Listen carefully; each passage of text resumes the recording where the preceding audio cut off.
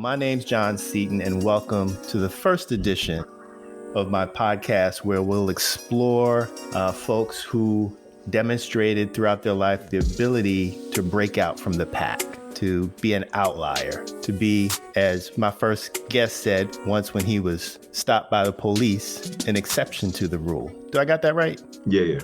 All right, cool.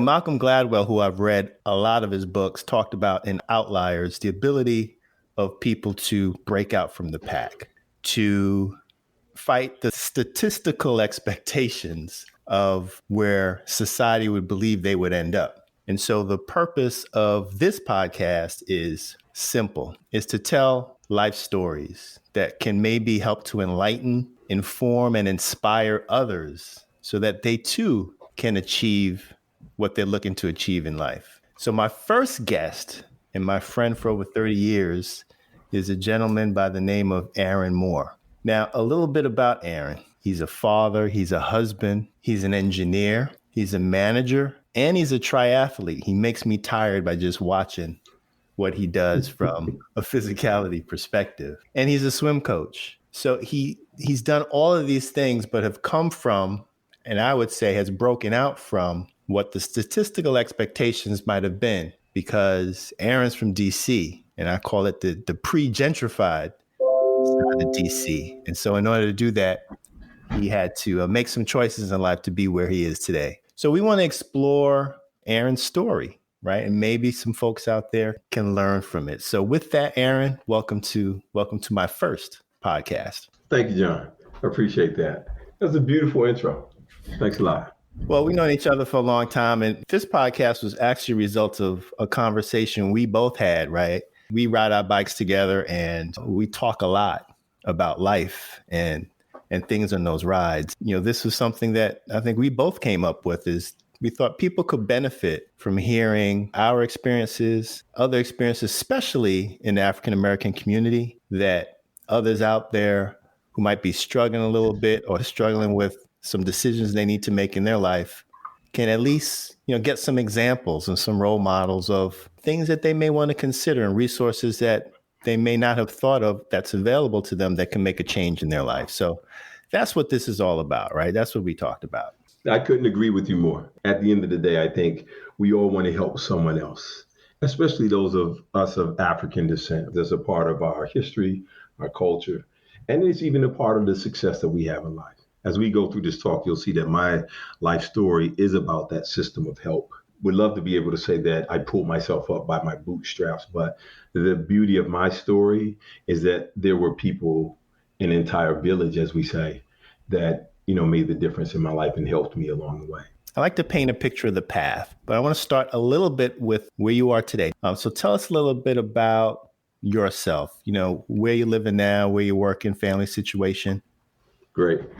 Yep. So as you mentioned, John, I am an engineering manager. I work with Verizon Wireless, and I'm currently the senior manager for a team that does in-building solutions. This is where we provide wireless routers and network extenders to provide coverage to customers who otherwise would not have coverage because they live in poor coverage areas.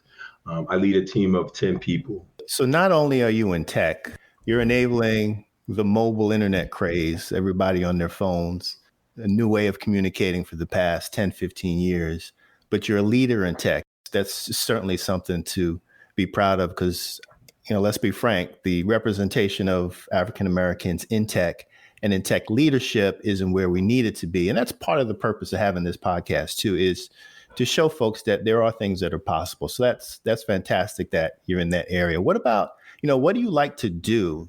My understanding, we've been friends for a long time, is that you got a passion around swimming and coaching swimming. Tell me a little bit about that. I will. I'm going to go back to tech real quick, and then I'm going to connect it to swimming. Leadership in tech is important. Now, I knew at a very early stage in my career that I was going to take on the people leadership path. It is something that I've done all my life. And to your point, it's something I learned in swimming.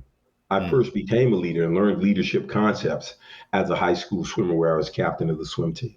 I was also captain of my teams in college as well. So leadership has always been something, people leadership and growing and developing teams has always been something that I wanted to pursue. Let's take a pause there because what I want to do is I want to paint a picture of that path that you take and the role that swimming has that they gave you. But before we get to that, I mean, I think the first point here is that you've seen from participating in a sport like swimming, giving you the ability to exercise your leadership skill has then translated into your professional career, which I think is an important thing to note that, for those who are thinking about doing sports or going into sports, it's not just about playing the game. There's life lessons that you can achieve by that participation. You agree with that? Yes, I do. That's Yeah. correct. And that's a Yeah. very powerful point. I often tell people that I've gone through very little leadership training in my work life or in the corporate environment. All the concepts that I've learned in leadership that make me successful today in terms of building strong teams, developing team members, I learned as a swimmer and a swim coach. What I wanted to get to is just paint a high level picture of where you are today. I think we've done two things. We've established that you're a leader in tech. We've established you love to swim. You're fighting that stereotype about us not being able to swim, right? You've got leadership skills from that fact. And tell me a little bit about your family that you have. And then what I want to do once we do that, I want to go way back to the beginning. Okay, that sounds good. Okay, my family. I'm married to a wonderful woman named Belinda Moore. Belinda and I have been married this year for 24 years. We celebrated our 24th anniversary on December 20th. Well, let's give a round of applause for 24 years. Thank you. Thank you. Thank you. It's been an amazing experience. I often tell her I'm totally undeserving. We have three wonderful children. Our oldest son is Marcus. Our second daughter is Makeda. And our youngest daughter is Grace.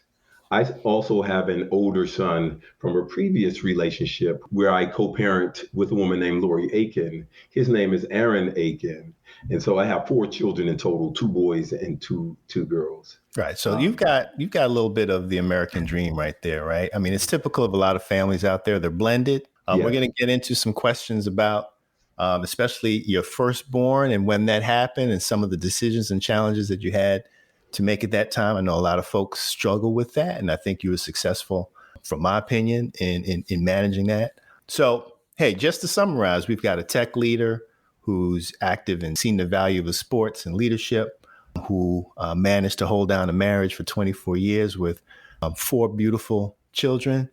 And to me, that's a testament to someone who's successful. But it's hard sometimes to measure success unless you know where someone started out. So that's what we want to get into right now, Aaron, is where'd you start out and what was that journey to get to where you are today? And, why did that cop that one day stop you and say, you're the exception to the rule? Why do I consider you an outlier or someone who's beat those statistics? So let's get into where you grew up. So tell me a little bit about growing up in DC in the 70s and 80s. What was that like? Awesome. Hey, so I grew up in Southeast DC. And if anyone knows DC, Southeast is one of the most impoverished areas of Washington, DC. Ironically, the area of Southeast that I grew up in was first purchased by slaves after the Civil War. It's an area called Berry Farms. Wow. And it's part of a larger community called Anacostia. Frederick Douglass's home is located in this community also.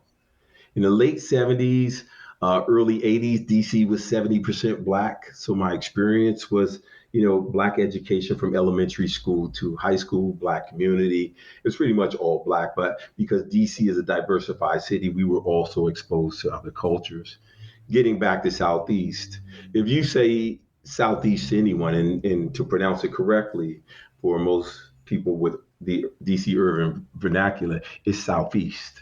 And I'm putting an ST on it because of my education training, but it's more like an F, Southeast. Is it like SOF, Southeast? Yeah, absolutely. Right. And so most people know when you mention Southeast, you're talking about a high crime area. Mm-hmm. You're talking about an area that most people consider dangerous, especially the city. There's a map that I showed recently that has color coded the high crime areas in Washington, D.C. And it goes from white to light blue to dark blue. And you can clearly see that Southeast is all marked in dark blue. Um, but like any Black experience in an impoverished urban area, we've always been a people that have worked together. Certainly, there was high risk and high crime, but also there was a lot of people who had compassion and who were convicted about trying to make things better for the community. I'm the youngest in nine. Wow. I have five other brothers and three sisters. My mother raised us in the projects called Sheridan Terrace. We had a very small home. It had five bedrooms, and that sounds good, but you could probably fit this house in a shoebox.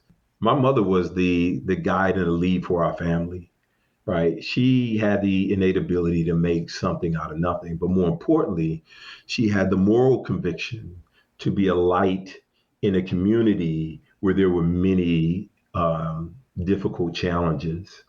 She raised us to not only survive but to thrive in the community that we were in. Yeah, I think Um, you told me stories of her, taking in folks from the community. It was like, don't we have enough people in the house and you're taking somebody else in? That was the type of woman she Absolutely. was. Yep. Yep. So I'm the youngest in nine, but I often tell people we always had 12 to 15 people in the house, Hmm. right? Because my mother would take in other people from the community. And that's where it started for me. I was always good in terms of education. I think when I look back on it, I always think I considered myself smart, but I Hmm. wasn't the only one that was smart. I will tell you now that places like Southeast are communities where there's a lot of talent. And you may have heard this in the autobiography of Malcolm X, where he was describing the talent of the criminals that he knew, Yeah. right? There's a lot of talent, but there are limited opportunities. And because of those limited opportunities, people often make desperate decisions. And they often go down the wrong path as a part of those decisions. So you have high crime rate, right? You have high poverty, you have single parented households and so forth. That becomes an endless cycle for a lot of people. You might say, well, then how did I, break out of that? Exactly. So that's Yeah, that's part of why we're here, right? Is absolutely, if you look at the absolutely. folks that you grew up with, remember when you had like maybe a first day of high school, they say look to your left and look to your right. Only one of you are going to be successful or something like that. If you think about the folks that you grew up with, what was the normal outcome for folks who grew up in Southeast DC?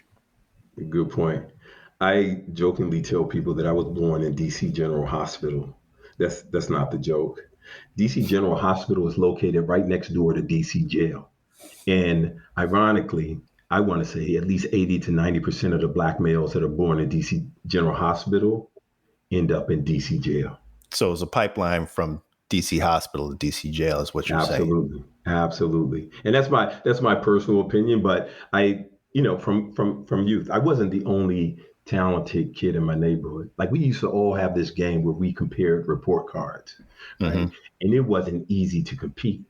Everyone had high grades during grade school, right? From in DC, it was from pre-kindergarten to sixth grade.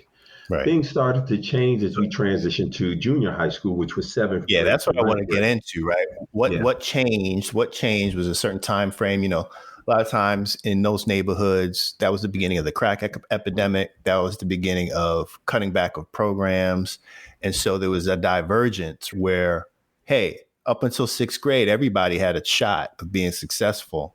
What changed for you? What path did you take that others might not have? And was the path always straight? I don't even think it was always straight for you either, right? no, it wasn't. You've hit the nail right on the head. Transition. I often look at the fact that, you know, the Jews has a celebration of life at the age of 13 for young men and Yep. young women, right? The bar mitzvah, because they realize that is a critical point in life, right? That's where you, in my mind, consciously know the difference between right and wrong and can make those decisions.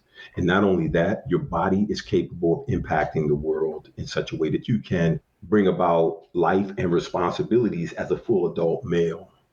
Well, that happens, and that's their rite of passage. That happens in every community, but especially in the Black community. By the time we're 13, we're considered men, or at least the mindset is there. However, the training into manhood It's usually done by the streets of our impoverished neighborhoods. Yeah. Right. That's why everyone talks about being streetwise and knowing Yep. these streets and being out here in these streets, because that's where we do our learning. Our parents try. But in my household, for example, my mother worked two jobs. So it was the responsibility of my older brothers and sisters to raise me while my mother was away. And in most of the families in our neighborhood, they were single parented households. I say that to say that even though the community worked together to kind of have the village concept to raise children, the influence of the streets was even stronger, right? And without having that parent guidance there, two parents in the household and so forth, there were a great number of kids that were impacted. So again, by the time we were 13, that became the risky point in life. You mentioned it. We started hearing this new word when I was in the eighth grade called crack. Now, let me tell you about my transition, seventh, eighth, and ninth grade, and you'll probably get an idea of how other kids were impacted as well. As I mentioned, I was an exceptional student up until the sixth grade. Yep. Seventh grade, I was still riding the momentum. At the end of my seventh grade year, my final marks were all A's and one B in 10 courses. Right. Wow. In the eighth grade, I received my first F and my first D. Wow. Yeah. And things started to change. I was 13 in the eighth grade, and now I started to try to hang around and mimic the older boys in my neighborhood. So it's about role models, right? So we talk about the importance of environment. So I look at two things, role models and being aware of opportunities. So it sounds like to me, even though you had a mother who was strong, but she worked two jobs, there was, you're looking at folks around you and what they're doing, and you started to mimic that. Absolutely. And even more importantly, because I'm the youngest in nine, I'm looking at the example of my older brothers and sisters Mm-hmm. also, who took that same path, right? The streets were, I will say, alluring almost, right? It almost felt like watching my older brothers and sisters like they had no other choice. It was just a desire to be out there in the environment. And I think that's true as you discover the world, right? As you start to go through transition from adolescence to young adulthood. And that happened for me in the eighth grade. My grades started to suffer tremendously. And, I was making a critical decision. I hit the fork in the road. Are you going to continue to be a good student, or are you going to follow this other path, which seemed a whole lot more inviting and a faster path to success? What do I mean by a faster path to success?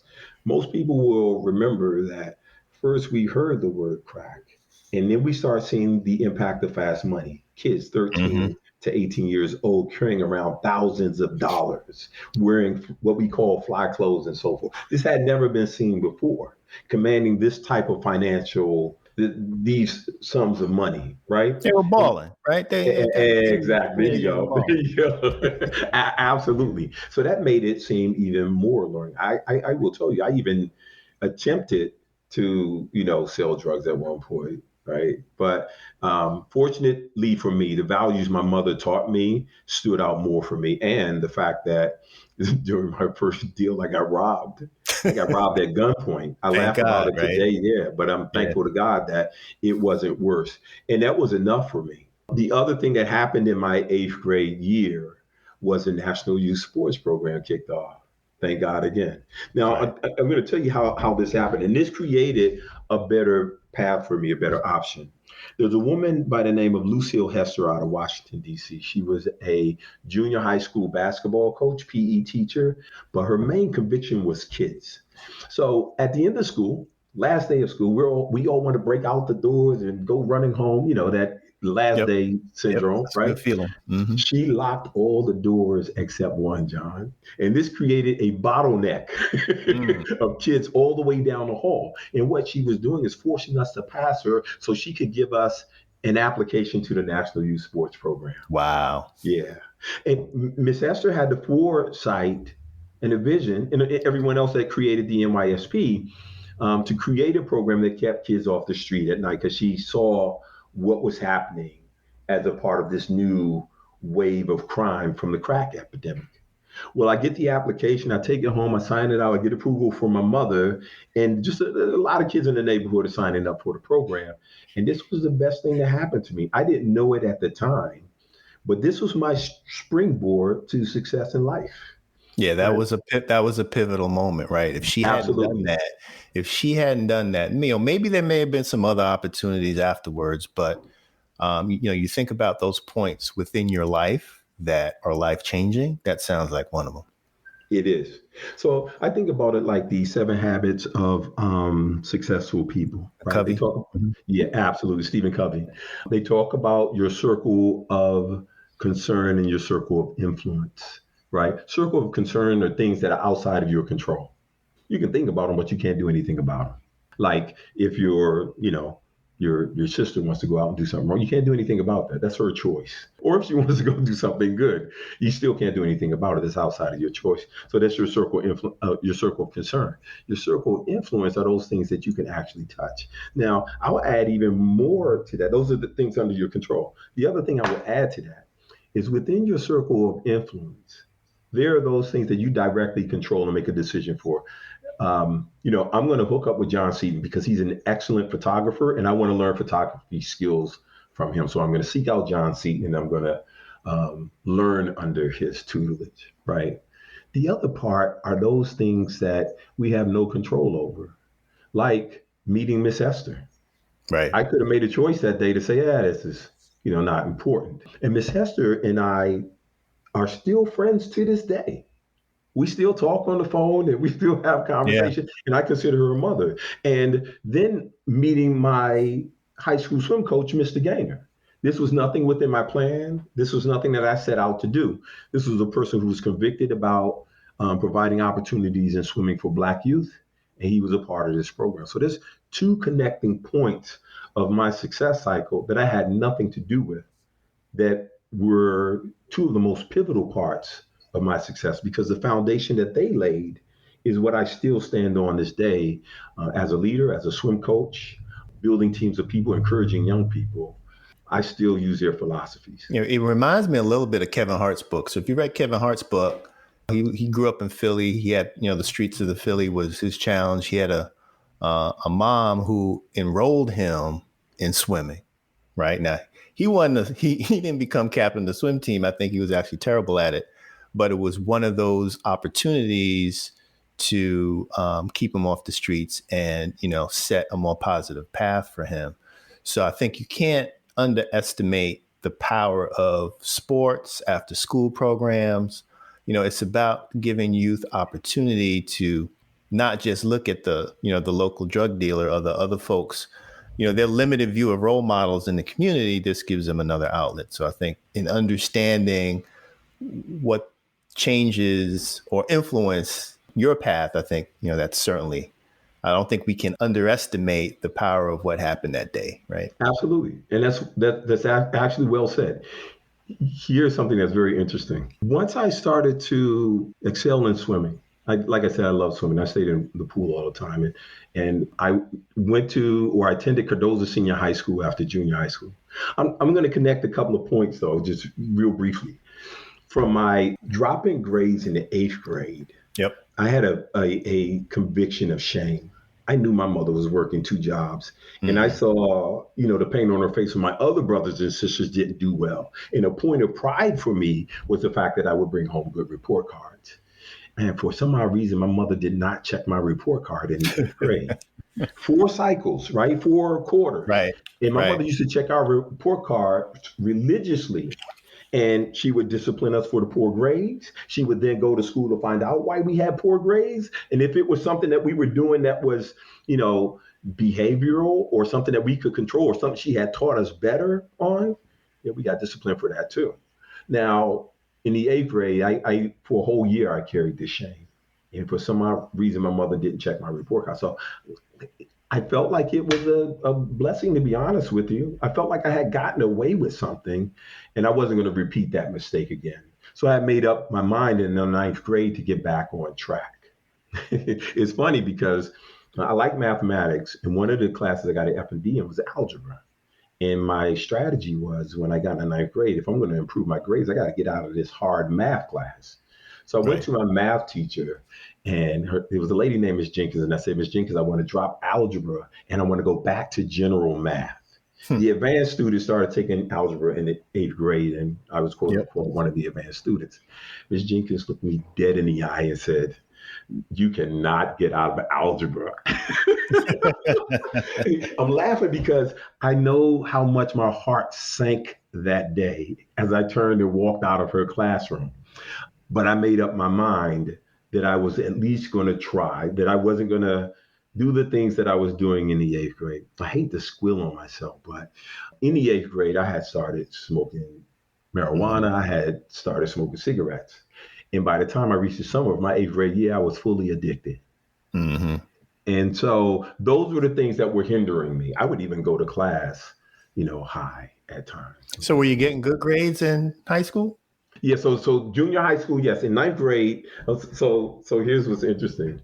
In DC, junior high school was 7 and 9. I bounced back in the ninth grade. Okay, yeah. Even in Brooklyn, I grew up in Brooklyn.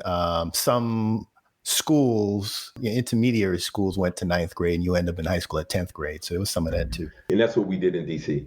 I bounced back in the ninth grade and I had an epiphany. So remember I said I got all A's and one B in my final marking period in seventh grade. I don't really Yeah, want to talk about when marks were in the eighth, but in the ninth grade I right. repeated Right. You slipped by your mama in eighth grade. it. That's right. In the ninth grade, I got all A's and two B's as my final Okay. marking period. Okay. Right now, I had this epiphany. I was probably in the top 5%. No, top 10% of my Hmm. class. I had heard this word that I had never heard before, valedictorian, salutatorian. I had Yep. heard it from my best friend, and he was describing the plaque that the girl received who was a valedictorian. And man, you would have thought he was explaining or describing the golden chalice of King Arthur. That's how much it blew my mind, right? And I swear to you, John, I kicked myself because I realized that the only reason I wasn't one of the students that was competing for that honor was because I had messed up in the eighth grade. And I Yeah. felt like it was under my control. Like I could have done something about that, and I could have competed with the top students. The other thing that was an epiphany for me is in that math class I told you I tried to get out of my algebra class. I scored better marks than the valedictorian and the salutatorian that year. Yeah. Yeah. Yeah, I got So straight it's a A's good in thing math. that teacher had the faith in you, right? So you talk about Absolutely, other absolutely, influences, positive influences. Some other counselor who maybe was a little less sensitive would say, all right, you don't want to be in it. We'll take you out. You go back to general math. But absolutely. she saw potential in you and challenged you to, do the more challenging thing that would eventually be better for you, right? That's right. And as a result, I found out that I love mathematics. I There think you I go. knew that I enjoyed mathematics, but with algebra, I found out that I loved mathematics. So here was the turning point for me. I'm 15 years old going into the ninth grade or the 10th grade in high school. And I realized how fast those 3 years went by in junior high school. So I think the same thing's going to happen when I get to high school. And I'm thinking about what am I going to do after high school, Right. right? So I'm making up my mind before I walk in the door that I'm graduating valedictorian because I So you went had ahead. a goal. So you had a goal then, right? You just weren't, I call dilly dallying, taking it day by day. You had a vision in sight. Absolutely. I realized that I had potential. What I did not realize was where that potential could take me. I was looking at success in high school, but I really didn't have a path after that. Most people have spoken about college, and I knew that I wanted to go to college, but I also knew that my family did not have the money to pay for college, so I didn't know how I was going to get there. Was anybody in your family, any of your brothers, sisters went to college? No, no. I'm So you would proud have to been the say that first. I'm first generation college, Wow. yes. Okay.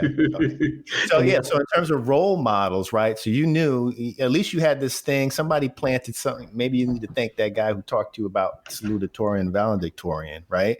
Because then that planted a seed in your mind. That's something that I want to do.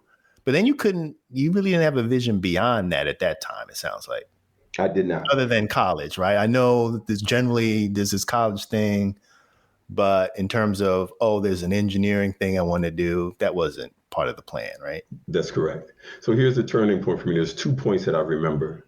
We talk about the role models of, bad influences in our neighborhood, but there are some good influences, even the failures of some of the people in the neighborhood. Mm-hmm. I remember there's a guy named Tommy Taylor, really big guy in our neighborhood, had actually earned a scholarship for football to play at Bowie State or Morgan State in the DC area or Maryland area or DMV area, right? Uh-huh.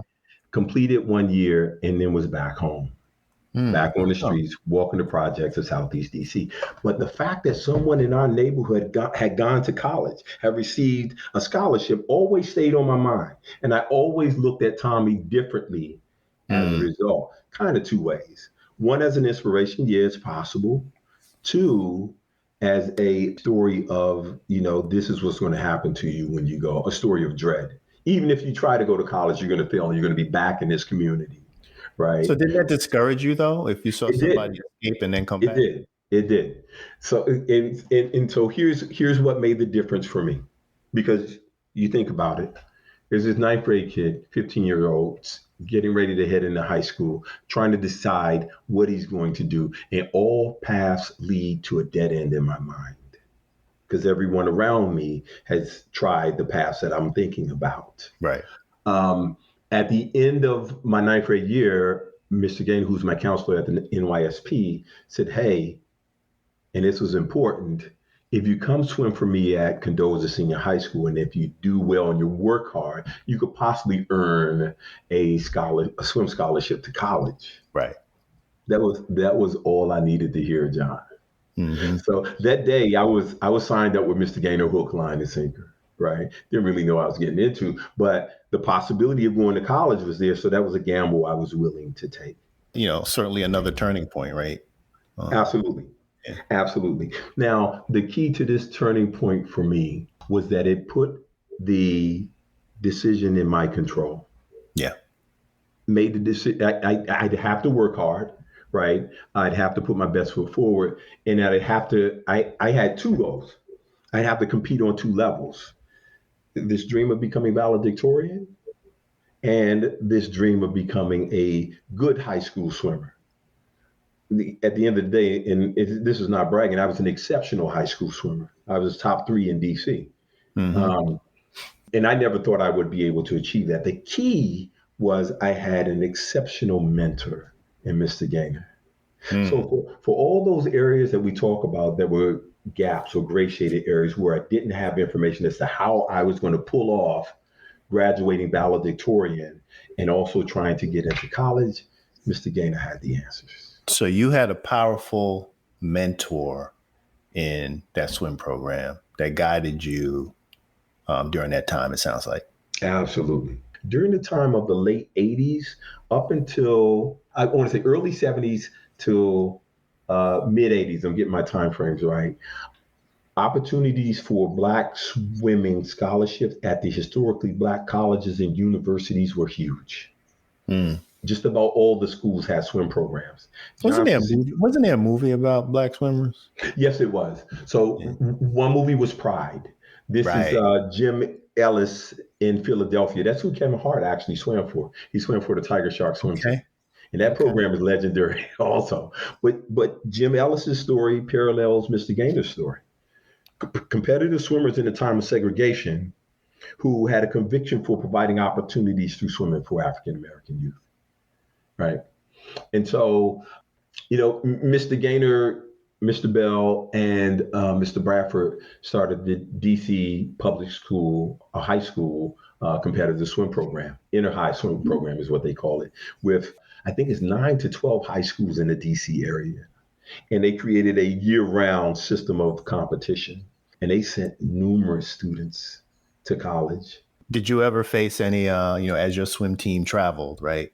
Any issues with going to meets or anything because you guys were predominantly Black swim team? Yeah, that's funny. Not until I got into college. So Okay. keep in mind, I said in DC at the time that I was growing up in DC, DC was 70% Black. Yeah, yeah, yeah. Right. So all your meets were within the DC area. That's right. DC, Maryland, Virginia. So we competed with white programs, but we didn't experience any issues. I heard Will Smith say in his book that the forms of racism that he experienced were from people he considered weak enemies. That's right. Yeah, I Right. read that too. Yeah. Right. So he wasn't really concerned with them.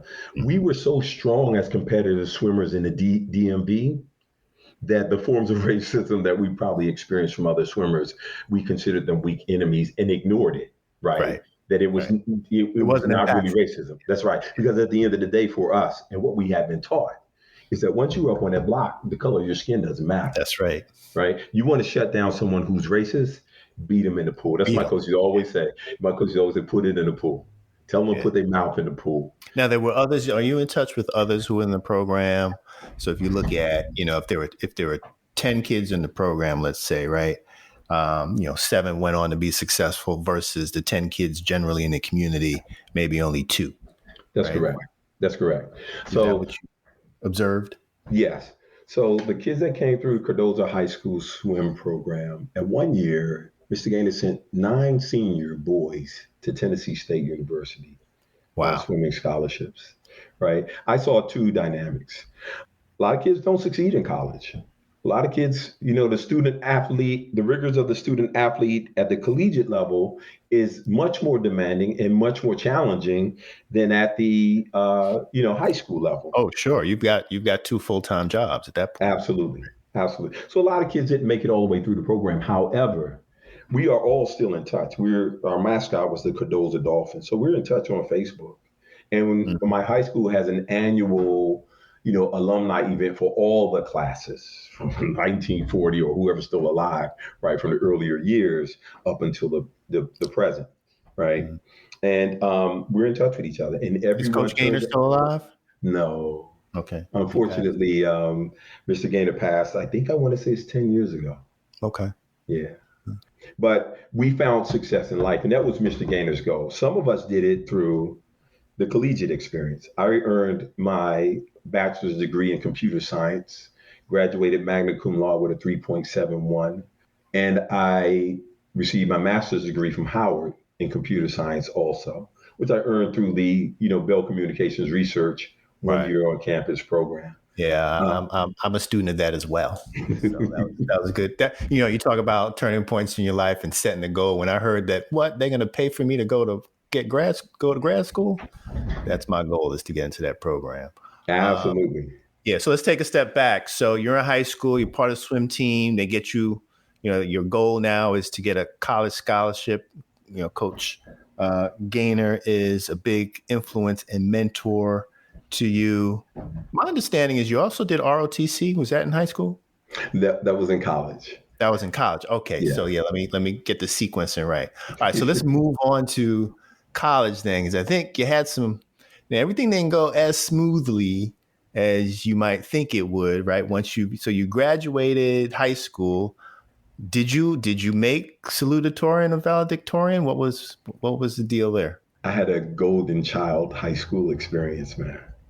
And the lesson I learned from it is to set a goal right up front all the Hmm. time. So I attended Cardozo from the 10th grade until the 12th grade. By the time Mr. Gaynor was done with me, and all my other mentors and so forth, my teacher, I had a phenomenal list of teachers in high school, and they were all very concerned about our success and well-being. The culmination of student and athlete worked well for me. Swimming gave me the discipline to focus on only one thing. It showed me the process of working hard to achieve your goals. Day, one day at a time, one lap at a time, right? And I And it still sounded have, like your teachers had high expectations, they absolutely did. Now right? here, Which I think people underestimate that too, right? yes, Is like that one teacher said, you're not dropping out of algebra. They got to have the expectations, and then you then believe, right? And then are willing to work hard to achieve those expectations. I think that's key as well. yeah. I'm going to take it even one step further. Our teachers would go out of their way to make sure that we were successful. By Wow. the time I attended Cardozo Senior High School, Mr. Gaynor had already amassed 8 championships in a row, right? 8 DC Public School championships in a row. Very popular program known all around the city because we would often volunteer at the mayor's memorial breakfast, at food pantries for Thanksgiving. We, drive baskets around. We would Mr. Gaynor would have us volunteer at things like Special Olympics at Gallaudet College, right? So we were always involved in community service, so a lot of people knew of us. And we were very popular in the school because it was one of the only programs that was winning championships. Now, how did the community view you, right? So, You're coming home, you're walking home with trophies and stuff. Did the community, did the cats who were on the corner view you differently? Did they even notice? What was the Absolutely. dynamic there? Yeah, man. It was beautiful. There's a scene in the movie Aquila and the Bee where there's this African American young girl, and she's very exceptional at spelling, and she's on her way to the National Spelling Bee, and as she's practicing, the whole neighborhood takes note because she starts to win. And Right. there's this mean drug dealer, right? And Hmm. in the beginning of the movie, she's afraid of him.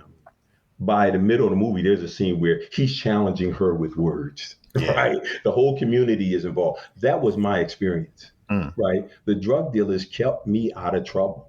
There were Wow. times when I wanted to do my, homeboy thing and my pride in the neighborhood, and I know Right. all the, brothers in the neighborhood and so forth. And I would go into places where I should not be. And all I would hear when I would show up in these places was swimmers.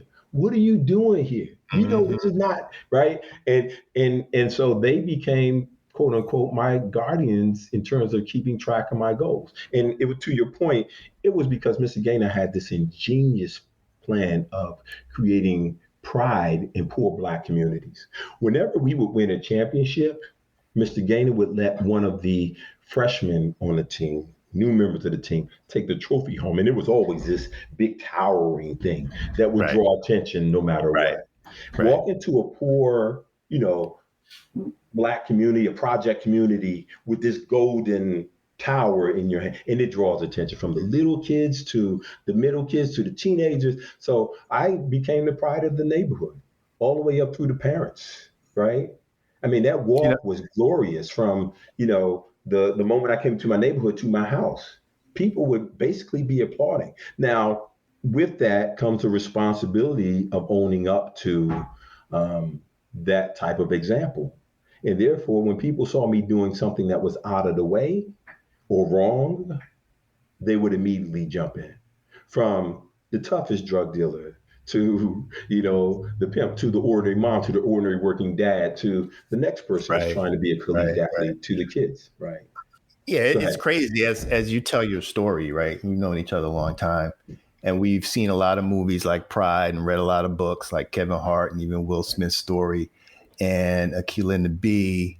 It's like a lot of pieces of your life growing up have been represented in literature and in movie. It's crazy, Yeah, right?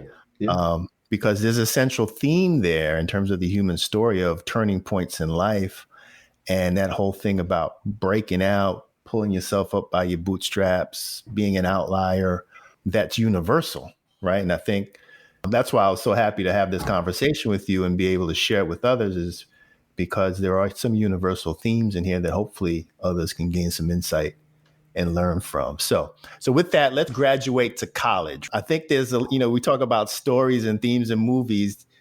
In talking to you about when you first ended up at college, I think there was a little bit of a fish out of water stories there. So tell us a little bit about your first day on campus and some of the challenges you had there. I will. I'm going to go back to answer a question that you asked before. Did I Okay. graduate valedictorian? Yeah, there you In go. high Yeah. school, no, I didn't. I graduated salutatory. I graduated second in my class, Oh, second damn, you're a to. failure, man. Only second. it, Come on, bro. it was good though. The other thing I accomplished under Mr. Gamer's guidance in high school was that I was the first in the history of my high school to receive both the most outstanding male athlete in all sports award and the award for the athlete with the highest grade point average in all sports, along with graduating salutatory. And I was the first in my high school to achieve that. I decided to go to Penn State University in University Park, Pennsylvania, after graduating high school. I had attended a swim camp in University Park, had a wonderful time, and thought that this campus was one of the most beautiful places I had ever seen. It was a historically white school. I think Penn State at the time was only 3% black. I'll be So that's a honest. big adjustment, right? It is. It is. I'll be honest. I didn't know what that meant, to be honest. I didn't know what the numbers meant until, I mean, it's like you said, you can see it on paper, but when you see it in real life, it's something Yeah, different, yeah, right? it's different. Yeah. Yeah. And to your point, I was a little bit of a fish out of water. I did not swim my freshman year at Penn State.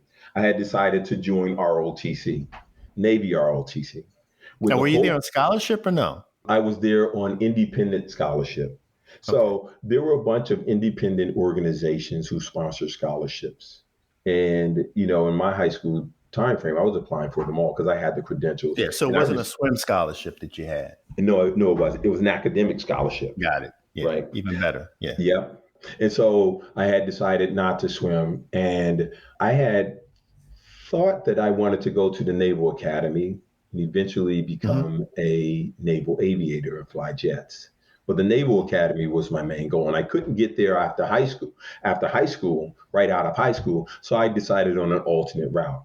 I would go to Penn State, join the ROTC, do very well there, and Going as an then officer, right? exactly, and then join. Well, not so much as an officer. I was going to transition from Penn State my sophomore, maybe junior year, into the Naval Academy and Okay. finish Yeah. my Yeah. Okay. education Yeah. there. That Yeah. was the plan, Yeah. right? It would also provide, full funding for school and so forth. Right. But it didn't work out for a couple of reasons. New environment for me, and schools like Penn State require a level of independence where I had grew up with a level of mentoring. As you Hmm. asked before, all of my teachers served as my mentor. The one thing that I forgot to mention is that the way that the system worked at Cardozo High School, if a swimmer got in trouble academically, the teacher who the swimmer was reporting to, say if I was my math instructor, right? If I wasn't doing good in math, she would report to Mr. Gaynor, Right. not to, the administration You or had some guidance oversight. counselor. There's some pressure in that oversight. Absolutely. Yeah. I When you go to remember. college, you're on your own. That's right. That's exactly what it was. A lot of hand holding, a lot of oversight, a lot of care and concern, right? Hmm. Even if you showed small signs of veering from the path. I didn't have that in college. I thought I was prepared and I was not. There were some skills that I lacked, some fundamental skills that I lacked. And even though I had the ability, I got behind very early in the process and I struggled to reestablish my position, right? Or to catch back up. So at the end of my freshman year, I decided not to go back to Penn State as a result. It just didn't work out. And, I spent the next summer pondering what I was going to do. Part of my challenge was that I did not perform well academically at Penn State. And therefore, I had lost the independent scholarships that I had earned. So now I don't have any money to go to college. Wow. Yeah. So that could have been disastrous, right? You talked about the guy Tommy Taylor who ended up coming back to the neighborhood. That was a point in your life where that could have happened to you, right? Absolutely. I was thinking it was a self-fulfilling prophecy. When it Hmm. happened to me, I said, so see, there it is. This is what happened to dudes from Sheridan Road Southeast that attempt to go to college. That was part Right. of my thought process. Yeah. So it's so important, right? There's a lesson there, not only in academics, but in business, right? And when you work for a company, yeah, it's easy to attract people, but you got to have a program of retention. Absolutely. So what was your program of retention? How did you recover from that? I was very fortunate. Not doing well academically after performing very well at the high school level and knowing the level of achievement, acknowledgement, and recognition that comes with that. It was very depressing to me to not have done well. As a matter of fact, as a point of shame, I was so ashamed that I didn't tell anybody about my experience at Penn State. In other words, I didn't tell anyone, not even my mother, that I Mm. wasn't going back to college. I carried a point of pride on my Yeah. chest, right? First generation college, that Yeah. responsibility, letting my mother down, letting all the people who supported me down. So there was a lot of shame. And to deal with that, I kept myself busy all summer. And this will connect to a part of my success path later in the story, but I worked two jobs so I wouldn't have to, talk to anyone at home about college, Hmm. right? I worked as a lifeguard in the morning, a counselor at the National Youth Sports Program, right? It's continuing to help me in the evenings, get home about 10:30, go to bed because I got to be back at the pool at 7:30 in the morning the next day. That was my cycle during the summer. Now, because I was holding this secret, there were times when I just could not sleep. That And must have been a heavy therefore, burden. Yeah. oh, it was terrible. I would wake up in the middle of the night and go for long bike rides to exhaust myself so I could sleep. And then again, also, I'm avoiding everyone, You right? don't want Um, nobody asking you, how's college, man? absolutely. Because I'll be honest with you, what I was doing that summer was just lying to people. Oh, yeah, Yeah. it's going good, and I'm going back Yeah. soon, Yeah. right? Yeah. So fast forward comes the end of the summer. Now I got to deal with the truth, right? Hmm. I think school is in, it's probably the middle of August. School is in for 2 weeks. And I'm walking home from my lifeguard job. And one of my counselors from the NYSP saw me, a woman named Katie Ridley. And she says, "Hey, Aaron, baby, how you doing? Aren't you going back to school?" And I lied through my teeth. I said, "Yeah, yeah, I'm going back in a week or so." And to this day, I think she knew that that was a lie because a lot of kids had already gone back to school Yeah. who were going back to school. And so she didn't say anything. She gave me a look, she gave me a hug, and sent me on my way. Later that night, I get a call from all of my mentors, Miss Hester, who I mentioned, Mr. Gaynor, Miss Ridley, a couple other counselors. You know, we didn't have the benefit of two-way, three-way calling, conference calling, right? They had all gathered at one location Wow. to talk to me. Intervention time. That's right. That's right. This is how much they cared for me. It was Yeah. amazing. The day before that happened, my mother, was just tired of the way I was acting all summer because I was avoiding the family big Hmm. time. I wouldn't go to family picnics, right? And that's what we usually would get together was during the summer, the Earth, Wind, and Fire and the Brothers Right. Johnson and so forth. So my mother confronted me and she said, "Hey, I know something's going on with you. All I ask is that you don't lie to me and tell me what's going on." Right. And that's when I confessed it. That's when it first came out. And it was such a relief Hmm. to be able to tell my mother the truth. And her response was amazing, man. She didn't bat an eye, didn't skip a beat. I said, "Hey, I think I felt like I let everyone down." At first, I said, "I'm not going back to college." And then I said, "Hey, I felt like I let everyone down." And the next thing my mother said is, "Hey, I've had my life. You can't let me down. I've lived my life. Now it's time for you to live your life." And her next words were, "You must do," they call me Aaron at home, "you Hmm. must do what makes Aaron happy." I said, Hmm. "Okay." And that was the end of the conversation. She got on the phone with my aunts who were working for the government, was trying to seek, work for me. Get your But gig. yeah, absolutely. But from that moment on, I had no problem talking to anyone about college. And ironically, the very next day, the rest of my support network was on the phone with me, Wow. talk to me about what's going on. So we went around the horn. They basically passed the phone around the room, and each person talked to me. "Hey, what's going on? Why aren't you going back?" And I just told them the truth, right? They left it at that, and they say, "Okay, well, we wish you the best, and if you need anything, yeah, reach out to us." Man, I can't wait to hear where this story goes. That's Yeah. like the part of the movie where, the guy jumped through the window, he dropped his gun, and now what? I'll tell you now what. This is the most beautiful part of the story to me, and I'm gonna, pardon me. Take your time. I'm gonna try not to choke up as I tell it. Give me a second. I'm gonna take a Too drink late. of You water. already choked up, bro. Okay, I think I can say You this can now. do it. You can do it. Mhm. You can do it. So the next day after this phone call, and that was like 7:30 at night. So the next day, my mother's knocking on my bedroom door, and she says, "Hey, Mr. Gaynor is downstairs What? on the couch." 7:30 in the morning. A high Wow. school swim coach during the summer when he's not coaching, right? So I get up and I put on a t-shirt or whatever, and I go downstairs and I sit next to him. And the first words out of his mouth, John, is, "Son, I'm not a sunshine coach. I just don't want to be there for you when the sun is shining, you're receiving accolades and awards. Wow. I want to Wow. be there during the rainy days also." Right? I'll never forget it. And then the next words out of his mouth were, "If you want to go to college, I can send you back. I can see if I can get you back into college." Hmm.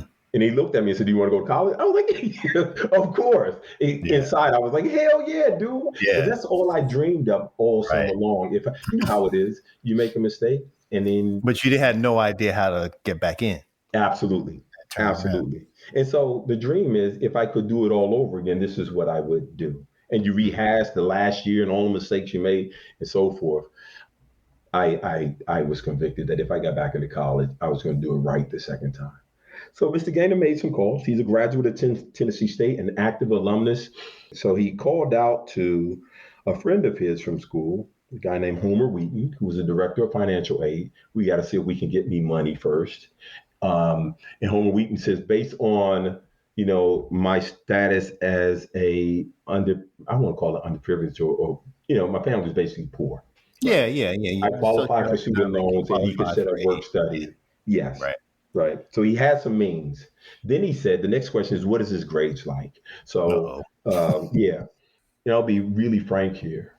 We had to point back to my high school performance Yeah, because we yeah. definitely weren't going to get it. We First year was an admitted that. anomaly, right? That's Too right. much adjustment, whatever. That's Yeah, right.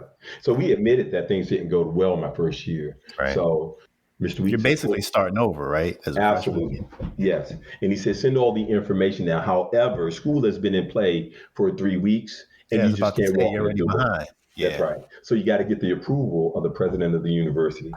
The Wow. president was President Fred Humphreys, a brilliant man and very convicted about students. I've always considered Tennessee State a second class, not second class, a second chance university. Sorry about that. There's a story of a guy named Jesse Russell. Remind me to tell you that story as well. Bell But Labs, right? Jesse yes, Russell. Yeah. yeah, the man who invented digital wireless. Yeah. Right, he was a graduate of Tennessee State, also a second chance university for him as Yeah. well. And Dr. Humphreys was looking over my information and needed recommendations. So they reached out to Doris Haley. And I'm saying all these names so you see the connecting points of my help system that were outside of my control, but were definitely helping me. Miss Yeah, it's good Haley, to acknowledge those who have helped you by name, right? If you remember their names, because it's important to give thanks by the grace of God, right? They were there in your life. absolutely. Now is more so to point to the grace of God. I didn't say that I'm going to align with Doris Haley and she's going to help me to achieve my success. I never knew she had the influence that she had. And I had spent 3 years under Doris Haley as a part of the humanities program in my high school. Hmm. Lo and behold, Doris Haley is the sister in law of Alex Haley. She's married to Get his out of brother, here. Otis Haley. Yes, Wow. yes. So Miss Haley puts in a recommendation, which I only could imagine was glowing Hmm. because this was within a half an hour phone call. And at the end of that phone call, President Humphrey said, send him down. Wow. Right. And it was explained that you're going to be behind and you're going to have to catch up after Yeah. being 3 weeks behind and so forth. In my mind, academically, I was ready. I was ready for a second chance. What I didn't realize, some of those outlier things we talk about. Remember, I told you that during the summer I couldn't sleep, so I was always swimming, biking, Yep. and Yep. possibly running. Right, I was always on the go. So Tennessee State was starting up its swim program again. Mm. Most Black college swim programs were being canceled because we were moving into different conferences, and the finances weren't there for all the programs, and they were being swapped out for other programs. Tennessee State had just won the national championship in '83. Program came to an end in '83, '84, and they were starting it up again under the leadership of Katana Starks. Now I'm mentioning So let's be Katana. clear. Tennessee State is an HBCU, historically Black college. Yes, it is. Tennessee Okay. State is located in Nashville, Tennessee. It's a historically Black college and university. Got Yes. it. Yeah. So there are 2 points to the program. I mentioned Homer Wheaton in terms of, funding for school. The other goal was, okay, here's how it's going to work. You will go to Tennessee State. There will be some student loan and work study money for you and a little Pell Grant money, but you're going to have to earn the rest. You could possibly walk onto the swim team and earn an athletic scholarship. And you can also, if you work hard and do well, you can earn an academic scholarship. And the combination of those could pay for Right. school. Right. You couldn't have put me in a better position for success. I was a little concerned about joining the swim team. I mean, I wanted to, and I definitely was going to do it, right? But I didn't know how well I would do at the collegiate level. I've been swimming a Right. You hadn't lot. been swimming for a year That's right. That's right. consistently. Yeah, I've been swimming a lot to relieve stress, but not under any Right. structured program. Lo and behold, I get down to Nashville and I The first time I hit the pool, I realized I'm in the best shape of my life. The first practice I attended, Because I, you're I riding did. your damn bike around DC at night. Absolutely. So I'm practicing with the freshmen, my first couple of practices, and I'm killing it, John. Mm. I am killing for two reasons. One of my prayers was, God, if you give me the chance to swim again, I don't care what it takes. I'm going to do whatever a coach tells me to do. I'm going to give it the best. I'm going to be best I can. I'm not going to hold back. I'm going to go to the fullest of my potential. And that's what I kept in my mind.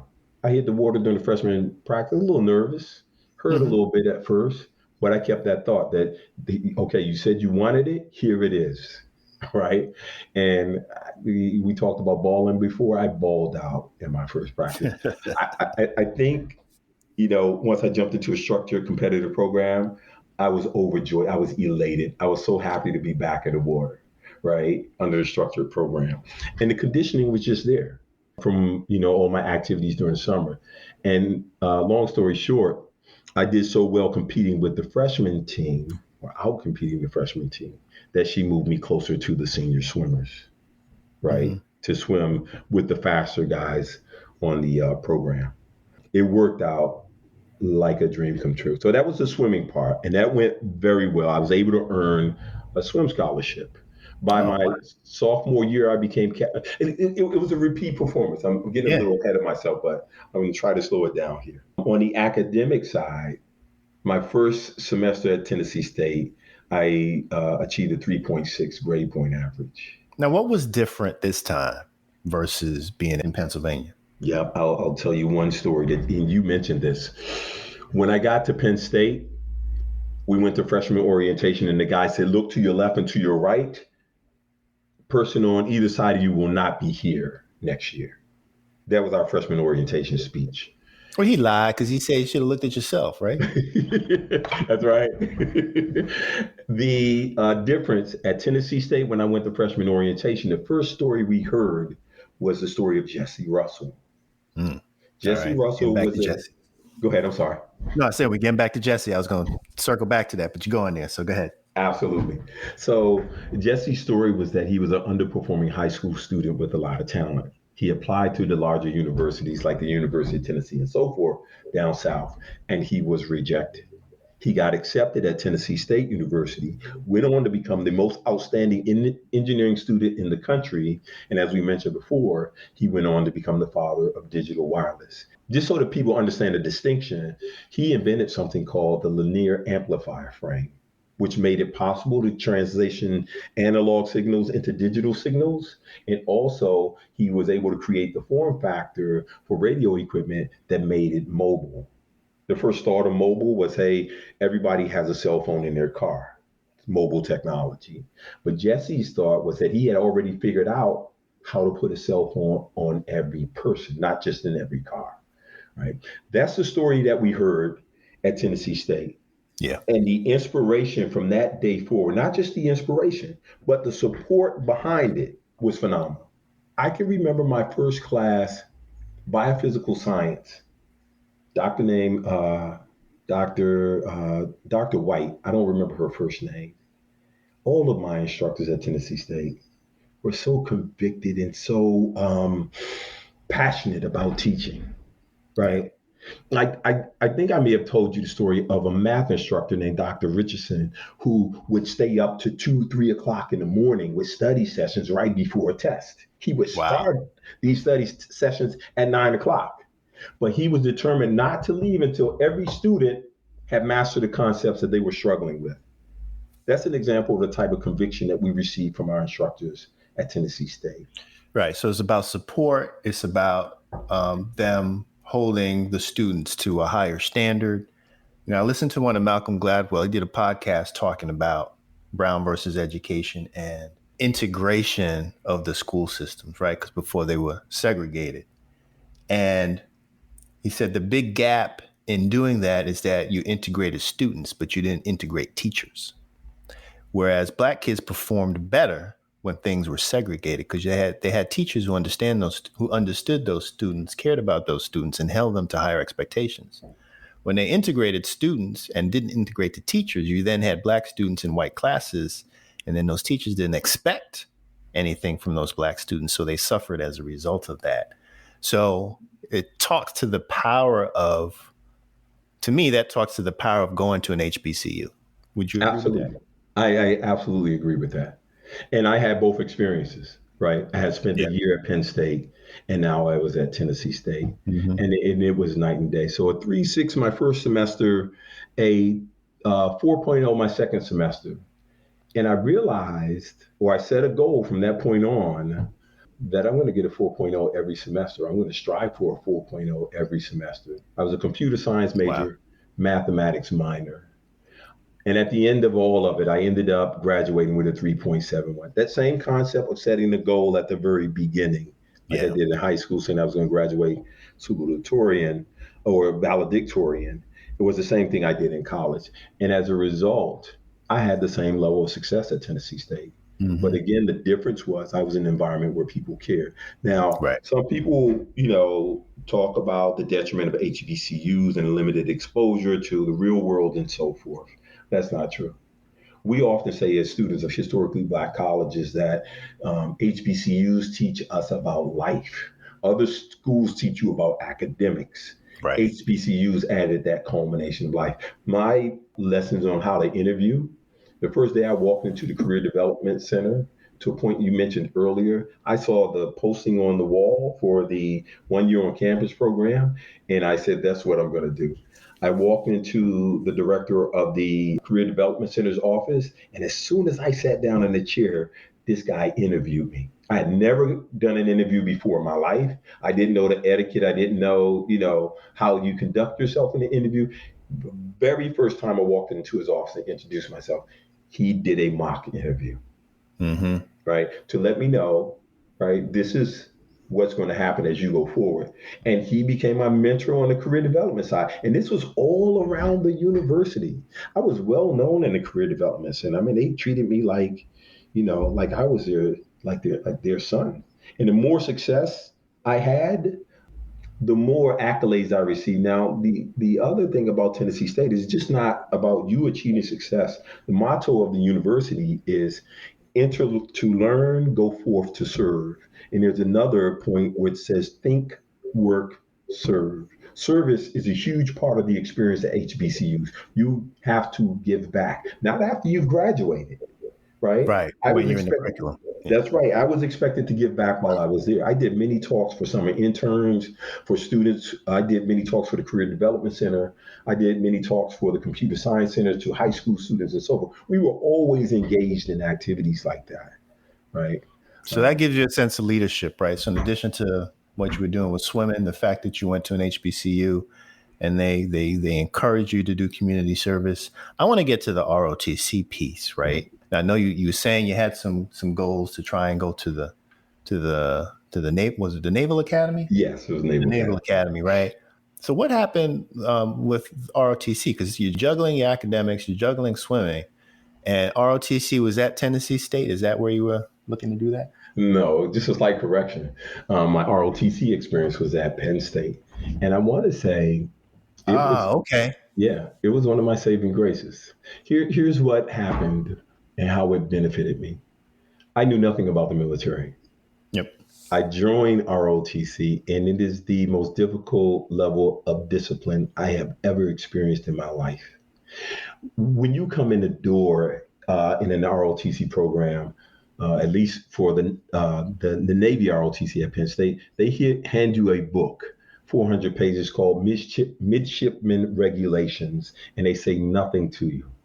Everything that you need to know, everything that you must do is in this book, and you must read it and be where you're supposed to be on time based on the guidelines in the book. It's in detail, right?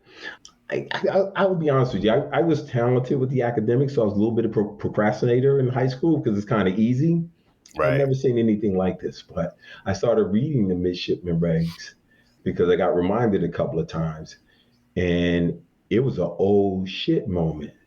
There was a lot expected of you to have completed in a short period of time. Yeah. Yeah. Detailed stuff like, okay, so we went to get our uniforms. And if you're asking questions on, like, the jackets didn't come with buttons on them, and the cover, which I thought, that cool white thing with the visor on it, the Navy men wear, that Hmm. thing comes in pieces, right? It's a frame, it's cloth, it's buttons, it's right. And so when I'm getting all this stuff, I'm thinking to myself, what is all of this?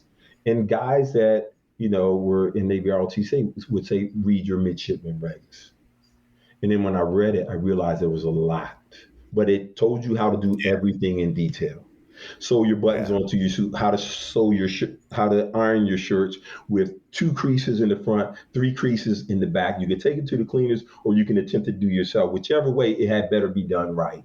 Pants, how the crease should be, how high they should be, the cover, how to put it all together.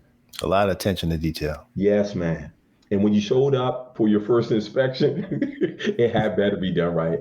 My first inspection was laughable. When the officer candidates who were conducting the inspection for my battalion stopped in front of me, the most disciplined guys you've ever seen in your life. We're all standing at attention. They stop in front of me and they turn and look at me, and they can't hold back the smirk and the laughter. Right? They can't hold back. That's how bad of a shape I was in. Right. So the Navy was good about trying to ensure your success. So we partnered me with a group of guys who had all Right. done it wrong, and we all Okay. had to work You had to to. figure it out. That's right. Along with that, there was some discipline. We had to join Marine Bulldog workout, 6 a.m. in the morning, 3 mile run, calisthenics until you puke, Mm, and then you had to clean up third floor Wagner, which is like 100-yard long building where Navy ROTC was held. You don't want right. to do that again, so you make sure you get it right. Not only this, if you didn't perform well academically, the Navy was on top of it. So they had mandatory study hall. If you didn't achieve a certain grade point average, you had to go to mandatory study hall. And in mandatory study hall, they didn't just babysit you. You didn't just come in and study so they can keep an eye on it and make sure that you were studying. They taught you study techniques. One of Ah, the most interesting I learned was treat study like you're going to work. When you go to work, you put on a uniform. You don't dress in street clothes. And when you get there, once the clock hits 9 o'clock or your start time for work, everything else goes away. You don't call out to friends. You don't play on the phone. You focus on your work. There's one technique. This one commander taught us. He said, okay, to remind yourself you're at work and when you're studying, take your watch off right at the time you're supposed to stop or start, right? When you take your watch off, that's your signal to yourself that you're at work and you're not supposed to be doing anything else but studying. Taught us how to take, short breaks in between. It was very limited time for going to the bathroom, so there was none of this up and down, and no one could talk. The classroom was hushed quiet. It was a perfect study environment, and it made a huge difference in my life. I went through a semester of this, and at the end of Navy ROTC, I wasn't going back to Penn State, but I want to say that was probably one of my most successful ventures at Penn State. I had gotten all of my uniforms right. I had passed inspection multiple times. I did very well in the Navy ROTC class. As a matter of fact, it's one of the few times I got A's while I was at Penn so State. I gotta ask the obvious question because I know a lot of people out there probably thinking this, right? Yeah. So you learn study techniques from ROTC. You did well in ROTC. What happened academically at Penn State? One, it was a lack of discipline on my part. And once Okay, I did learn the discipline techniques, it was too late. yeah, it was too late. It was Okay, just simply too late. so were you Um, able to take that discipline and studying then to when you went to Tennessee State? Absolutely. So if you were to meet any of my friends at Tennessee State, they have 2 words to describe me: laser focus. One, because it was my second chance opportunity, and two, because I was not going to blow it this time. So I used the discipline that I learned at Navy ROTC. You know how they put those blinders on horses so they can't look left to or Yep. to the right and they just go straight? That was me. I would show up, it's a technique I learned at Navy ROT. I would show up to all my classes 15 minutes early to review the material from the previous day and to start reading ahead of the material that we were going to go over today. Mm-hmm. I would walk to class, and you know a good friend of mine, Lori Aiken. I met Yep. her at Tennessee State. Lori would walk to class with me. He's like, "Why are you going to class so early?" Springtime was that time, right? All black colleges will tell you about the yard. The yard is the Yeah. place to Everybody be in the yard. in Yeah. the spring. That's right. I will walk right past the yard, John. Everybody's out celebrating. Maybe the band's out playing. Maybe we got a DJ. It's just a awesome vibe, right? I would walk right past that thing like it was not even happening. I was always in my classes 15 minutes early. My technique review, make sure we get the material and have it reinforced, right? I read over the stuff that we were doing that day. So when the professor taught it, it was being reinforced. So Um, basically, what you're saying here is success isn't a straight line. You've benefited from failure, right? If you hadn't gone to Penn State, if you hadn't gone to ROTC and learned what you did there in terms of the discipline of studying, it still could have been a whole different path for you. that's correct. That's absolutely correct. So a lot of people talk about, well, I'm too afraid to fail. In your case, you had a net, right? You had a strong support system with Coach Gaynor and all those folks who did that intervention with you, and the sister-in-law of the daughter-in-law of Alex Haley, right? Writing recommendation letters. So you certainly had angels looking out for you. But I think the lesson there is you never know where things are going to take you, and you can reach that escape velocity, if you will, from your failures. Absolutely. Yeah. No doubt about it. I'm a firm believer today that failure is essential, as is a key part of success. It's probably the biggest part of learning going through the success process. Had I knew this early, I would not have experienced as much shame as I did when I didn't do well at Penn State. I would have Well, you didn't embraced know. it. You were Yeah, young, yeah, man. yeah, yeah, definitely, But definitely. that's the wisdom we're trying to drop in this podcast, right? That's right. So today, when I fail, there's two things. There's a term we have at work where we say fail fast. If you're Yeah. afraid to fail, you're going to waste time doing something that's not going anywhere. Get into it, give it your all. And if it falls short, pick up the lessons from where you left off, do it fast, take those lessons, and then readjust, right? Course correct and keep on going forward because you're going to have failures along the way. And you shouldn't be afraid to fail. As a matter of fact, failure was debilitating to me at first. Now it's something that I embrace. And there's a poem that mentions it, the Don't Quit poem. Success is failure turned inside out, the silver tint of the clouds of doubt. And you never can tell how close you are. You may be near when it seems afar. So stick to the fight when your heart is hit, is when things seem worse that you must not quit. That's the philosophy I take forward. It's a philosophy I teach to all kids as they're going through the success process. That failure is one of the most valuable teachers in the success process. So embrace it. Yeah, so that's fantastic. I didn't know you can quote poetry, so I learned something new about you too. So the next stage that I want to get to is, okay, so now you graduate from Tennessee State. How'd you end up at Howard? Okay. It's just what we said. I saw that posting for the 1 year on campus program, and that's what Okay, I set my sights got for. you. Yeah, Right. that's very Oh, similar to my story. I saw that 1 year on campus. I'm like, all right, I know what I got to do now. that's right.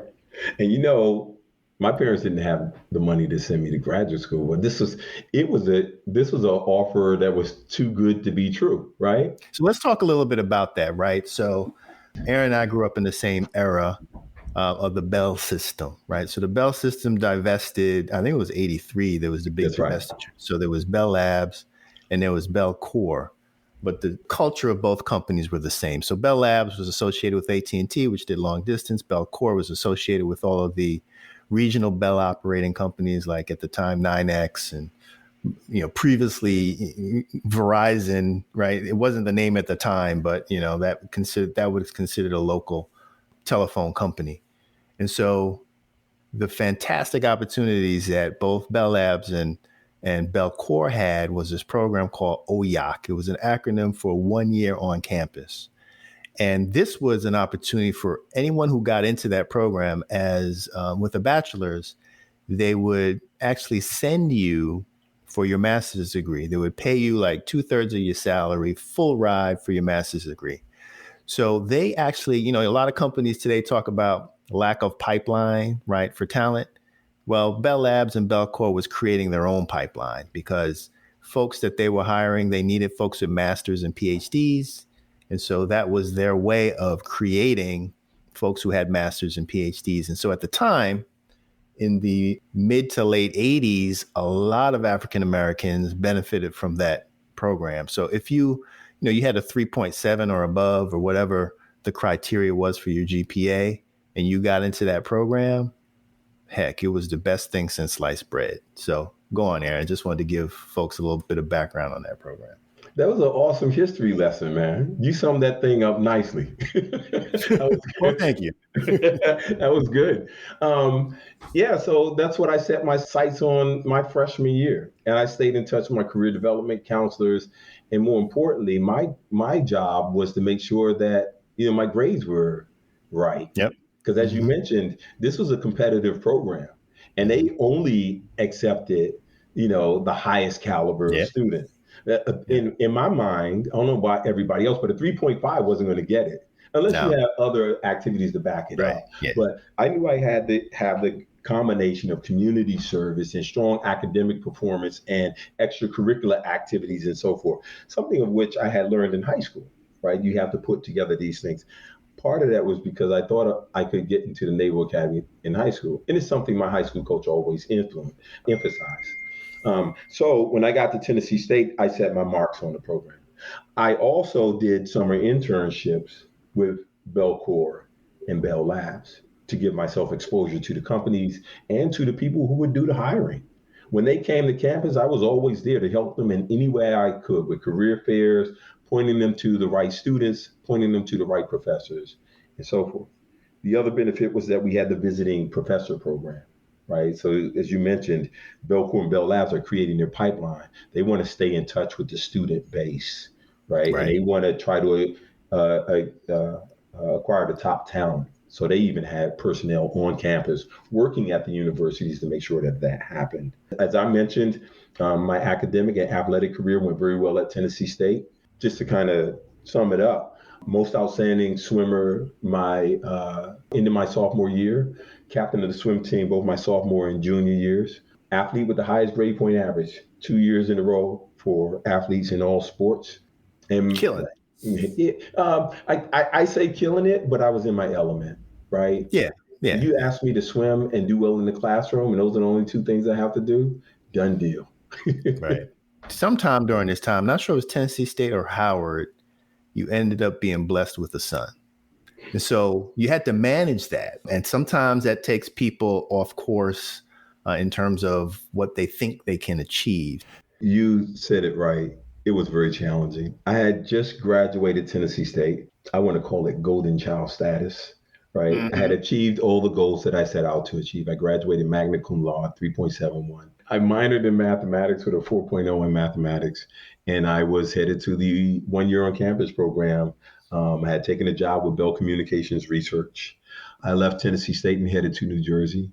My college girlfriend and one of my best friends lived in New Jersey. She did 2 years at Tennessee State and then went back home to New Jersey to support, help her family, her mother and her father, and some of her brothers in terms of, just providing more support. Once I got to New Jersey, we got together again. We started dating again, and before you know it, during that course of that summer, we were expecting the son. A lot of things ran through my mind at the time, right? Because I'm heading into going away to college for a master's degree program in one of the most intense academic environments. And I'm about to become a father at the same time, which is something that is very important to me. Suffice it to say, I was a little disheveled. I didn't know what I was going to do, to be honest with you, but I knew I had to figure it out. Two thoughts were on my mind. One, do I drop the master's degree program and go to work to full time to support a family? Or do I tough it out, go through the master's degree program, which is going to put me in a better position, right? Because one thing about the OYAC program is once you receive your master's degree, you received a significant bump in Right. salary. You're guaranteed a gig, right? Right. Absolutely. So there was that decision to be made. I did the OER program at Howard University in Washington, D.C., and that was purposeful. When I realized that I was bringing a son into the world, I figured that the best place to do that would be to go back home to my family. And that's why I made the decision to do the program in DC. A large family in DC and a lot of support, basically. So, fortunate circumstances all the way around. I move in with my mother and I bring my girlfriend with me. Got my mother's permission and said, hey, and can I, I'm expecting a son, and can I bring my girlfriend home? And she said yes. I did it because I knew that was the best place to be if I had a chance of succeeding at bringing a new child into the world and getting through the OYAC program. It was very tough. My first semester in the OYAC program, I had never experienced anything this intense academically. You had basically rolled a 2-year master's degree program into 1 year, Yeah. and it was nonstop work. The only thing we had time for was the classroom, study, eat, go to sleep, back to the classroom. So my first semester was very challenging, and I didn't do as well as I expected. And at the end of the first semester, I was thinking about the idea of giving up the program and Wow. just focusing on my family. My son had not yet come into the world. He was born on March 17th of 1991. So I had to have a heart to heart with a couple of people. A good friend of mine named Robin Morris, Oh who yeah. is now Robin Gilliam, she was in the program with me. Brant Washington, our good friend, was in the Mhm. program with me. But Robin was that person that, for some odd reason, I gravitated toward as a confidant and felt like I can speak my mind to her. Remember, the problem with failure at Penn State was that I didn't talk to anyone, Yeah. right? I took it on alone and I internalized it. With the master's degree program, I knew I had to reach out to someone. So one, I spoke to my mother for family support. Of course, my girlfriend was there, and it's okay to mention her name, right? This is Lori Aiken. She's one of my best friends to this day, and it was Robin Morris. And the other part of that equation was my academic administrator for the OER program at Howard, a professor named Dr. Lee. I spoke to all three of these people. I told Dr. Lee about my situation and it just poured it out, went to his office, poured it out on his desk. I'm about to have a son. I'm struggling academically, but I would like to stay in the program. He looked over my grades, right? And of course, C's weren't tolerated in the OER Yeah. program. I had a couple of C's, but I was doing good in the other classes, 2 C's, 2 A's. He said to me this simply: yes, you can continue on, but your next semester is going to be twice as hard as this semester because you're going to have to make up these 2 C's and you're going to Yeah. have to take the 4 course load that everyone else has to take. And I said, yes, John, but I was truly afraid. Yeah, here's the clincher. With a tougher academic load, I performed better in my second semester Hmm. than the guys who had the normal academic load. So I had 6 classes, everyone else had 4. And I outperformed everyone that had 4 classes for this reason. Aaron was born on March 17th, St. Patrick's Day of 1991. A beautiful experience. First time I've ever seen time stand still. And the first time that purpose, the word purpose, became personified. Seeing this young baby, helpless, but strong and beautiful, being brought into the world, changed the game for me. And here's how it did it: it gave me singular focus. Before Yeah. Aaron was born, I was all over the place. Let's go Yeah. see what the graduate students are doing. Let's go see if we can make this party. Let's see if we can study. No. When Aaron was born, I had one thing to think about, and that was this child, right? With singular focus, priorities became easy. Everything became easy because I only had one ball to juggle. That's it. That's right. And because I only had one ball to juggle, and I don't know why I didn't realize this earlier, but yeah, this dude gave me singular focus, man. I often tell people I get my relentless determination and my commitment to service from my mother. So Mhm. she always had more people in the house than we needed, but she always made it work. And she never quit on anything. And I get my physical might, which helped me in swimming, and my compassion from my father. It's a perfect combination. And like I said, when Aaron was born, that made all the difference in the world. So I really did very well in the OYAC program. My director of the entire program was very impressed. My employer was very impressed. A lot of people said, "Hey, we've never seen anyone pull off 6 classes in this intense of an academic environment before." And to be quite honest with you, I was having fun. So as we get towards the end of the journey to present day, I wouldn't say end of the journey, let's say closer to present day. So you get through Tennessee State, you have a son, you graduate from Howard, flying colors in the OYAC program, and then you get into the workforce at Belcour. That's where I met you. That's where our paths crossed. A gentleman by the name of Brant Washington That's right. introduced us. And what was magical about that time, which I don't know if it'll ever be replicated again, is that in New Jersey at the time, you had a bunch of graduates from the OYAC program, both at Belcour and Bell Labs.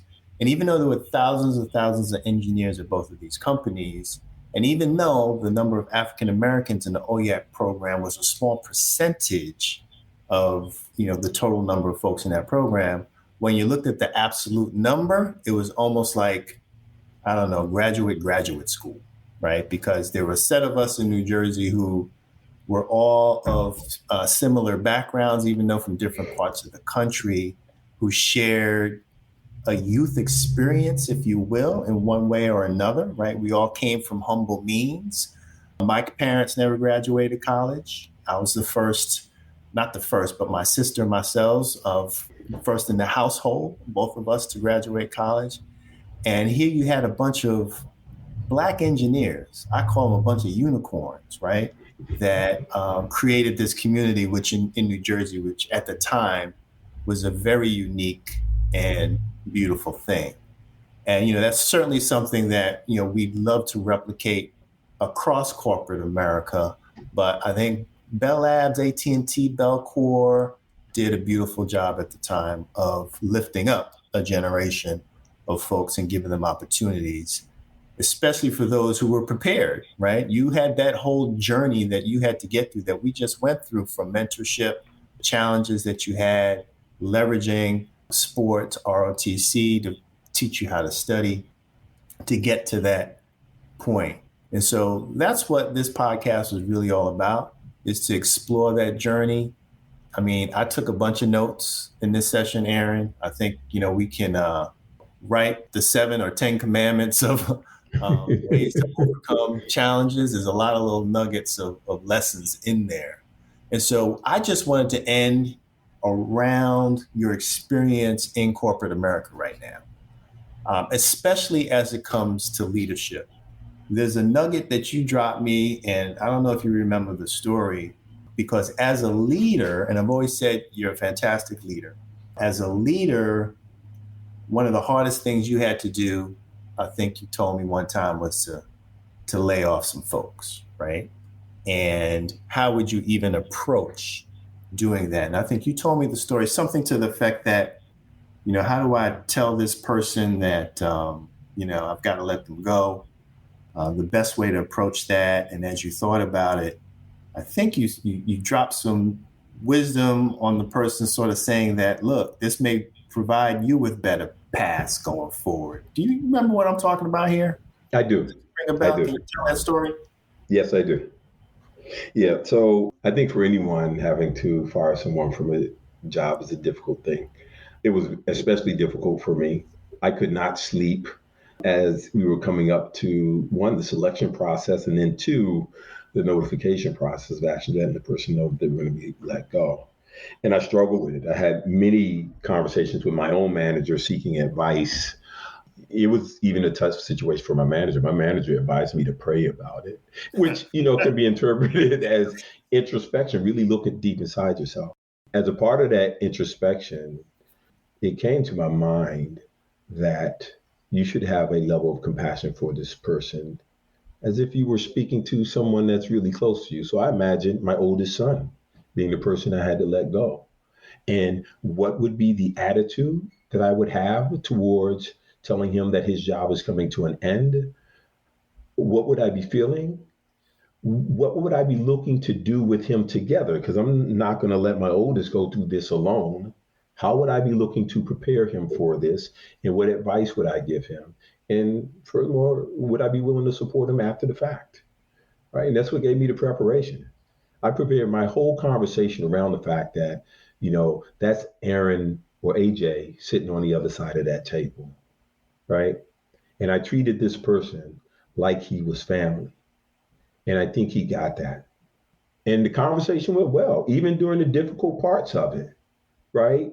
Like you would do with a family member when the person became emotionally, upset about this news and during the conversation, I got quiet and listened.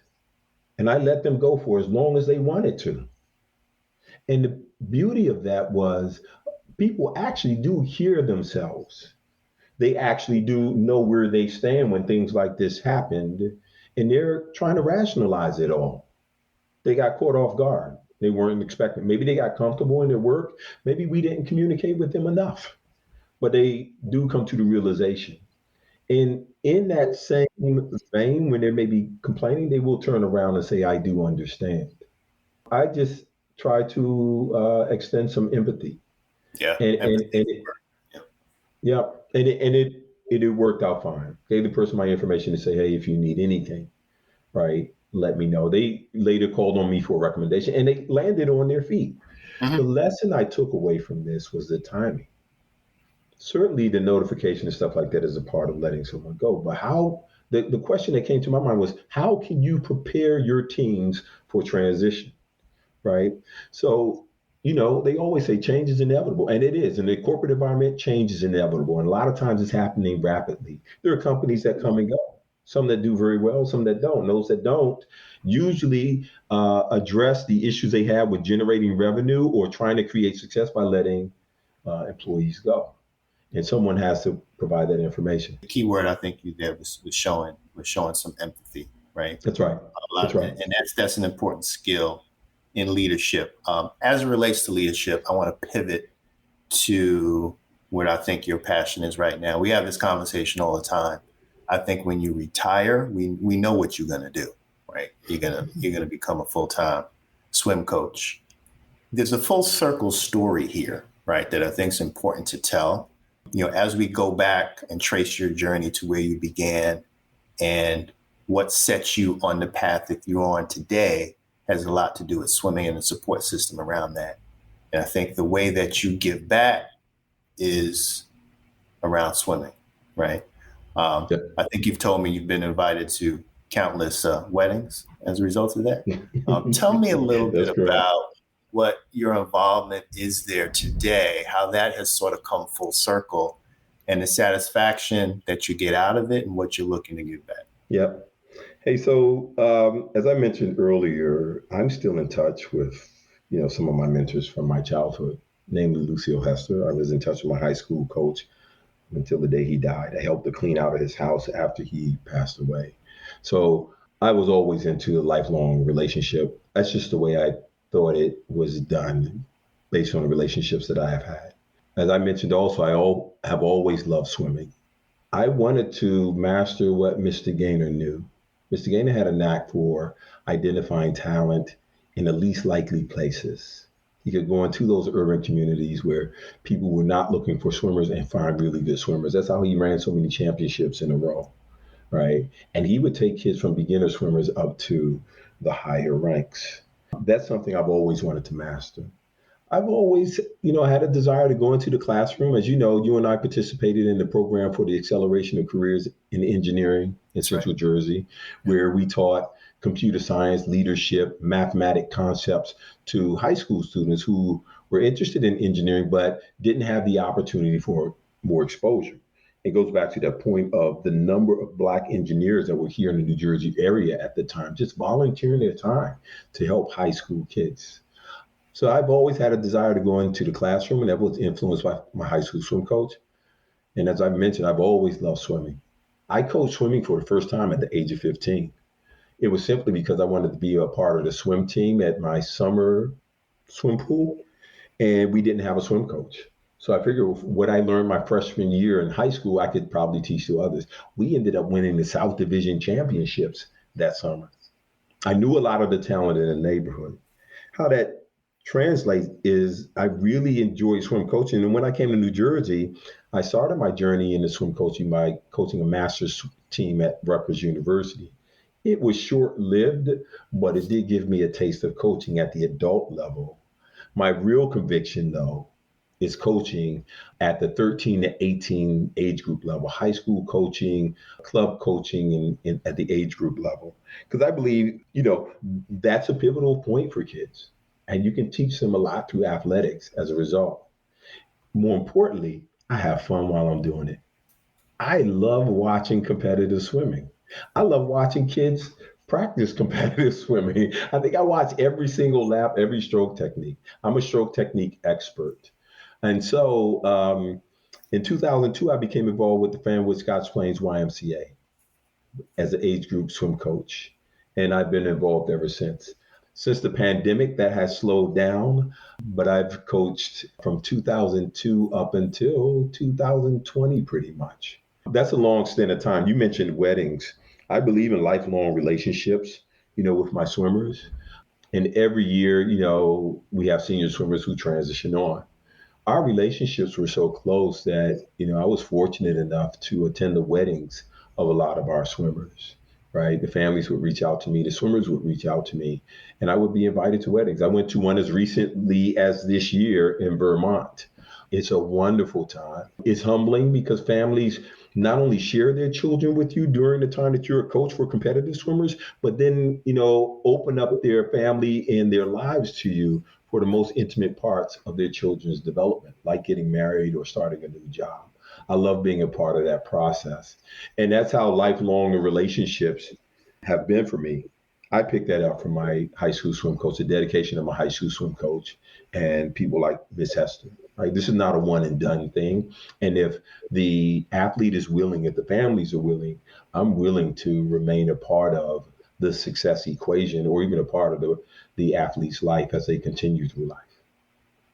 Well, that's fantastic, right? It's all about giving back. I think, you've demonstrated that giving back can bring things full circle. And I think that's a testament to what you were able to achieve, the resources you were able to take to recognize and take advantage of, the fact that you set goals, and the harder the goals seemed to be, the more you were determined to execute those goals, which I think certainly is a strength for anyone out there who's looking to achieve what they're looking to achieve. So I think, this has been a fantastic conversation, Aaron. I can't thank you enough for this experiment with me, something that we both conceived on one of our many bike rides out there.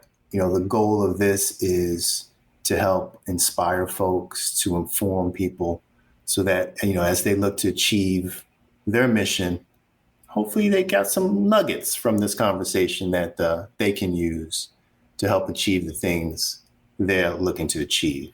I think I just came up with a name for what we're trying to do here. And it's really an outlier's journey. Coming from humble beginnings, how can you achieve that escape velocity and beat the statistical expectations that society has on a community, especially the African American community, to break out from those statistical norms, basically to achieve levels of success that are exceptional, right? And I think you've done that. So I just want to thank you, my brother, for participating in this experiment with me. I'm hoping that both you and myself can do more. We can bring folks that we respect to the table and have this same conversation. So I thank you. Awesome. Thank you, John. Hey, I just want to add one last point. As I think about my journey, I see one other point that I'd like to mention here. Yeah, please. You never know how much of an impact your life has on other people, right? You mentioned I'm first generation college. Yeah. But everyone in my family that has come after me has done it better than I did. If you thought my accolades were something special, my kids have exceeded that. My nieces and nephews have exceeded that, have surpassed everything that I've done. I even have a sister who, not to put her business out there, but who struggled with crack addiction for a Yeah, you told while. me about her. Yeah. Yeah, and she went back to school, got her degree, became a sociologist, and now she helps single parents who struggle with coming back after recovering from addiction, Mm-hmm. right? And she's clearly surpassed anything I've ever done. They all say it started with me, Mm-hmm. right? When we talk about these things. And that's the other point I think that is important to make here, right? As you go along this journey, you may be an outlier initially, but you're planting seeds That's that's right. going to make it the norm for those who come behind you. And many more people will not only do what you've done, but even do it in a more exceptional way that creates even greater success for, people of color, not only people of color, African American community, but the entire world. In my journey, I have been able to take my experiences around the world. I've been to India. I've worked with teams in China. I've been to the UK. I've been to France. I've built teams in all of these countries to deploy technologies around the world using concepts that I learned as a public high school swimmer in Washington, D.C., coming That's out right. of a Yeah. impoverished neighborhood in Southeast D.C., one of the neighborhoods we consider the most crime ridden. And that's where your journey can take you. As I mentioned my little poetic stint before, just don't quit. Yeah. There are three proponents that I learned from my high school swim coach. He always said, trust in God, believe in yourself, and dare to dream. Because with God, all things are possible. Your belief will take you to the highest heights of achievement. And then, whatever you can dream, you can achieve it, right? Everything starts in the mind of a man first. And so with that, Aaron, I don't think we can end on a better, more inspirational note. Thank the angels and the mentorship that you had throughout your life. Hopefully we can all do the same for folks that we touch on a daily basis. And again, my brother, I appreciate you and I thank you for joining today. And I look forward to future conversations with others to continue to spread those thoughts of inspiration. Thanks again, Aaron. Thank you, John. I appreciate you as well, brother. And you are one of my greatest inspirations. Well, I appreciate that humbly. All right. Thanks, everyone, for joining. Until next time, we'll see you then. Take care.